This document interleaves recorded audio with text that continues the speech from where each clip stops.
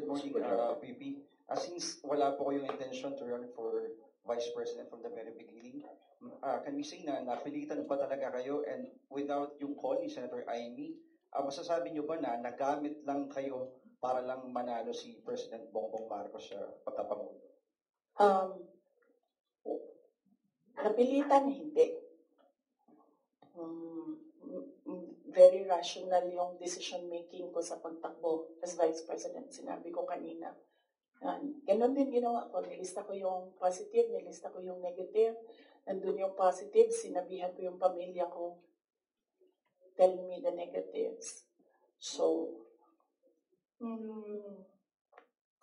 ano yung isang tanong? Nagamit. Yes.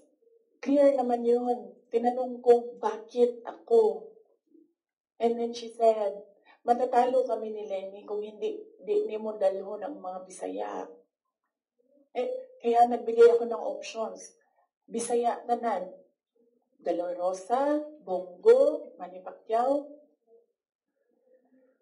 And then she said na hindi kakayanin.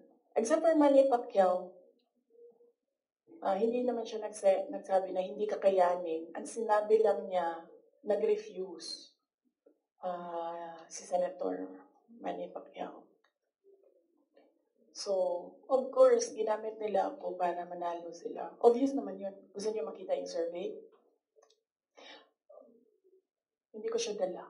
Pero next time dalhin ko and then pwede kayo tumingin pero hindi kayo pwede mag-picture. So, LTWC. Yes. Ma'am, good morning.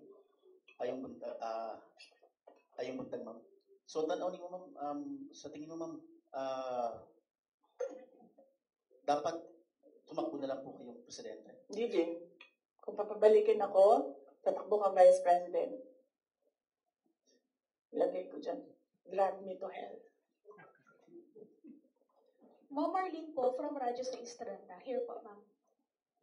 Yes, ma'am. Ma'am, having said na hindi mo kasalanan na hindi marunong maging presidente, yun ako po ngayon, ibig sabihin ba hindi po kayo kontento sa trabaho po ni Pangulo? Kaya nga umalis ako, di ba, sa administration. Hindi ko na gusto yung mga naririnig ko doon. Hindi ko na gusto yung mga nakikita ko doon. Kayo, kung gusto niyo ng pera, natatakot kayo, kayo na. Huwag niyo na ako isali. The reason why, noong 2016, ito, sidebar na lang ito, hindi ito kasali lang, ito tayong tatagal nito. Huwag na yan. Sige. Hindi. Hindi ko na gusto. Kung presidente niyo siya, okay lang. Ako, hanggang vice president lang ako. Hanggang number 2 lang itong bansa na ito. Wala itong number 1 para sa akin. Yes? Bea, ma'am Borajo.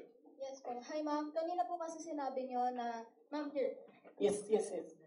Kanina po kasi ma'am sinabi niyo po na hindi ka naman po inask ni VP Lenny para maging vice president niya. Did you somehow wish na sana inask ka na lang po niya na maging vice president niya to run alongside her?